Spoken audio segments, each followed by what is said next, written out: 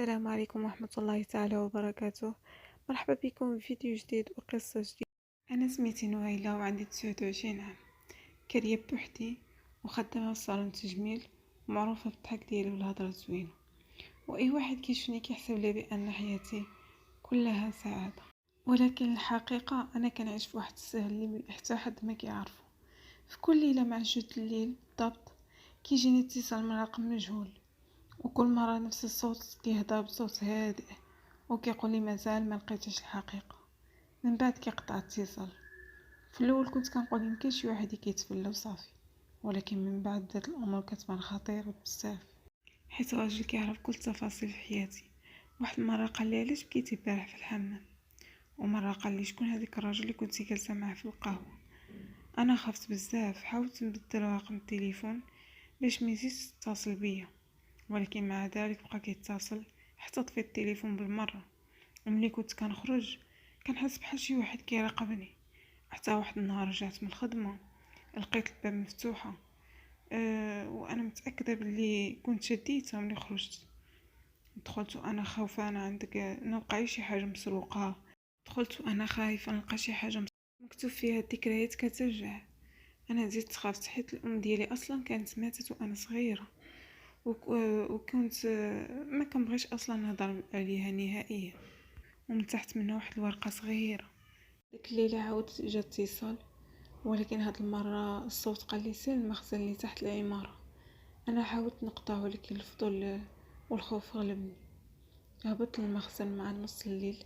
ديك البلاصه كانت مظلمه والريحه فيها الرطوبه، وشويه وانا داخله سمعت شي حاجه كتحرك.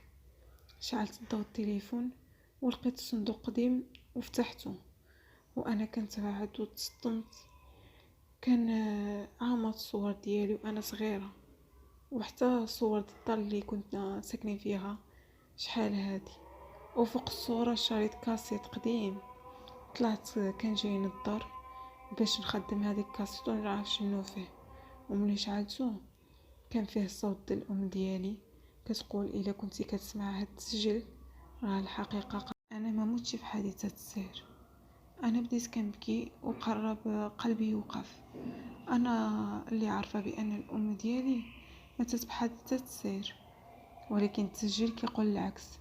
فجاه التسجيل تقطع له الصوت، ومن بعد ثواني جاني ميساج فيه دابا فهمتي وعرفتي الحقيقه وعرفتي علاش كنتصل بك.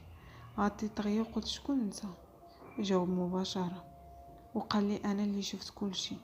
وصارت لي واحد الصوره ملي شفتها كانت صورة الام ديالي وهي في وسط الدار اللي انا ساكنه فيها دابا. انا بديت كنشد في البيبان والخزانات وبالخوف قلبي غادي يخرج.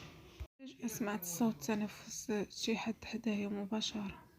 داك الصوت اللي كنت كنسمع في التليفون هو نفسه. قال لي تأخرتي بزاف باش تعرفي الحقيقة. تجمدت في بلاصتي، ما قدرتش لا نغوت ولا نشوف ورايا. وبشويه بشويه وانا ندور وجهي، ولكن ما كان حتى شي واحد حدايا في الدار.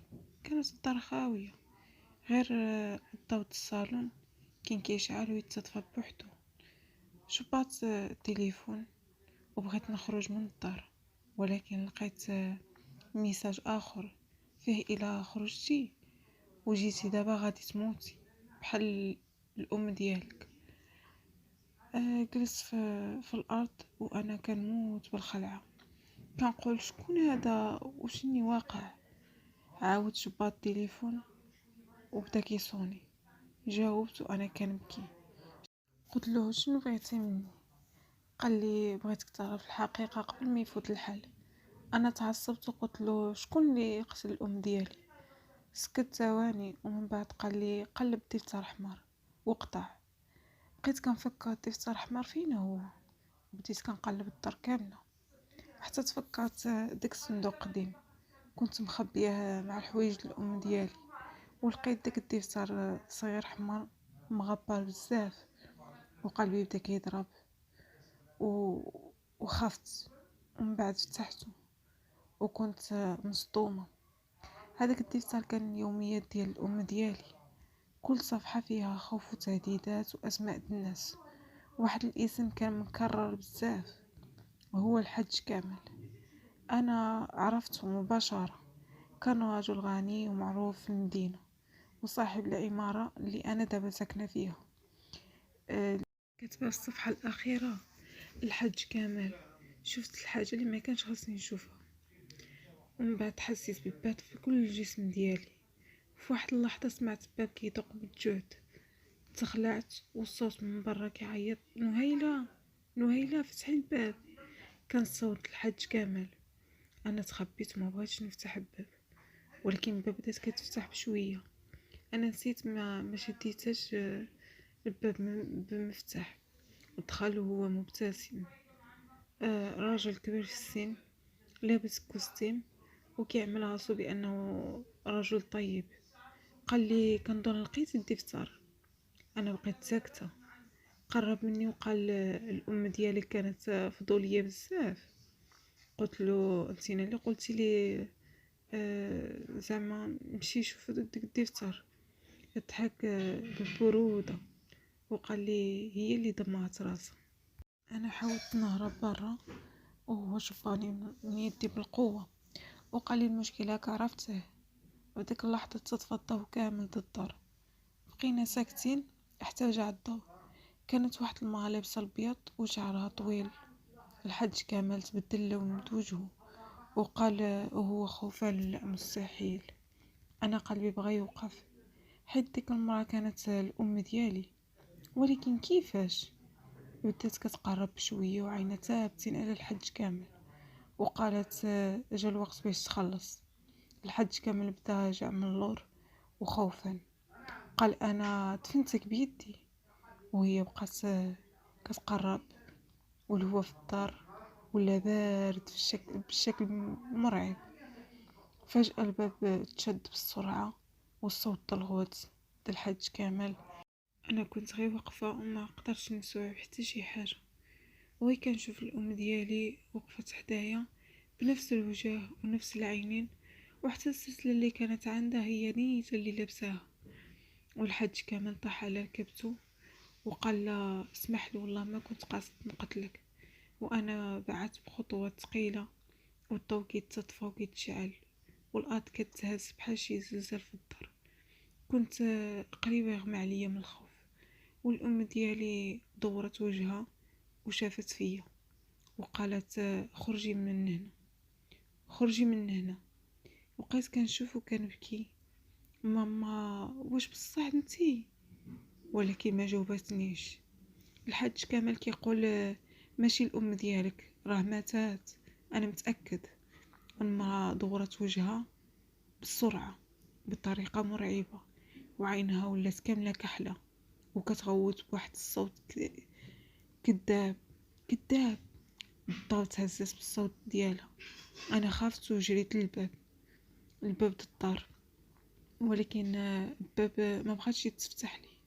والحاج كامل كيقول: انا ما كنتش باغي نقتلك، هي اللي هي اللي هي اللي شافت كل شيء. انا دورت وجهي وقلت له: انت اللي قتلتيها ياك؟ بقى ساكت وقال لي: هي اللي شافت كل شيء. قلت له: شنو شافت؟ قال لي: شافتني انا كنت كندفن الجثه. حسيت بالدنيا دارت بيا. قال لي: من 20 عام هادي كنت خدام مع الشبكة كتاجر في البشر.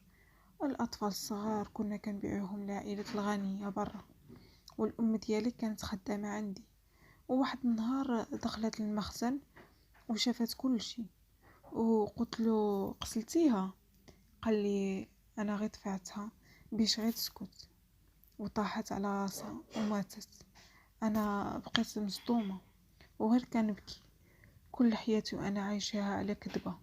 ولكن الصدمة الأكبر مازال ما جاتش، حيت الأم ديالي قربت مني وعطتني مفتاح صغير، ومن بعد اختفت. والضو رجع طبيعي والباب اختفى والحاج كامل بقى كيشوف بلاصة اللي كانت فيها. وحنا باقي هيدا كنسمعوا صوت البوليس كيدقوا الباب. والحاج كامل حاول يهرب من الشرطة، ولكن هو كيجري زلقت له رجلو وطاح من الطابق الرابع، والناس تجمعوا لتحت ومات في بلاصة. انا باقا مصدومه من داكشي اللي وقع، ولكن داك المفتاح ما تنساليش. غير طلع الصباح مشيت للبنايه اللي كانت قالت لي الاسم ديالها. هذيك بنايه قديمه اللي كانت عند الحج كامل. هبطت لتحت الارض باستعمال المفتاح.